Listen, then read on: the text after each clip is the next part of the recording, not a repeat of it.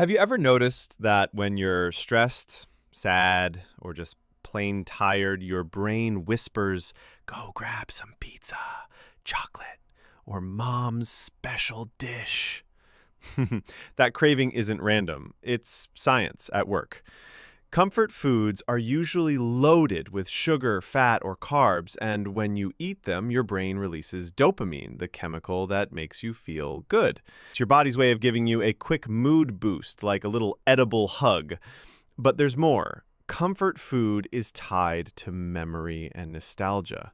That warm bowl of dal chawal or gooey brownie doesn't just fill your stomach, it takes you back to moments when you felt safe, cared for, or happy.